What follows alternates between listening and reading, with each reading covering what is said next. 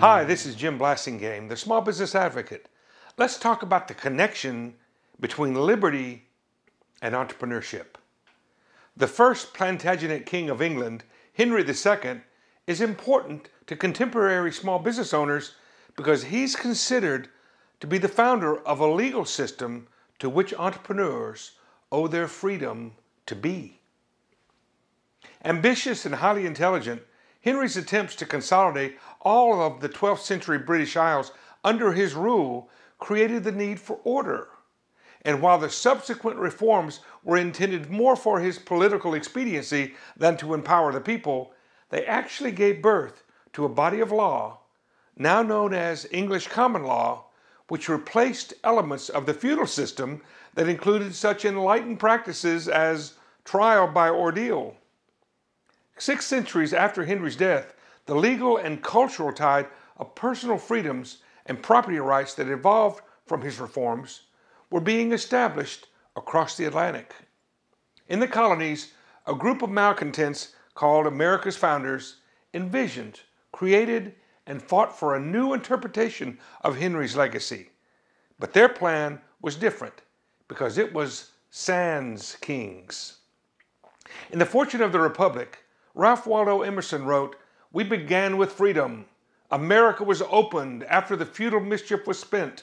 No inquisitions here, no kings, no dominant church." In The Origins of the Bill of Rights, Leonard W. Levy wrote, "Freedom was mainly a product of New World conditions." These conditions, as Thomas Jefferson so artfully wrote in the Declaration of Independence, were life, liberty, and the pursuit of happiness. These were 18th century words for freedom and embryonic conditions for which the 56 signers of Jefferson's document put their lives and liberties at risk on July 4th, 1776.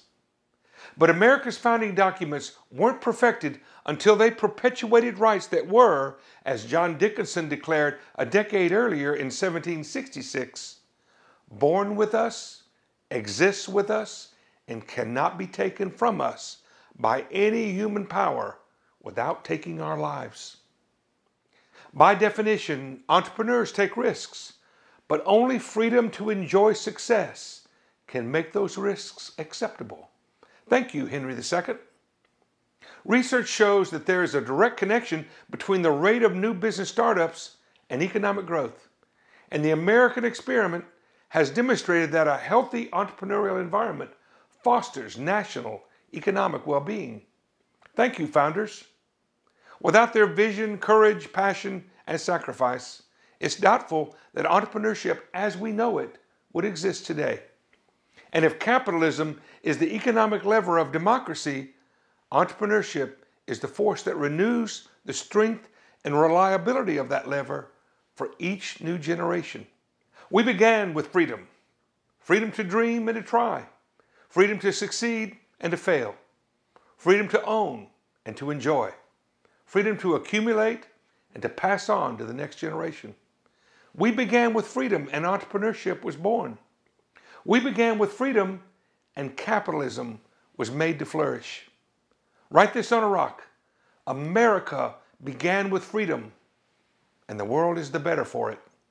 Happy Independence Day, America. This is Jim Blasingame. I'll see you on the radio or on the internet at smallbusinessadvocate.com.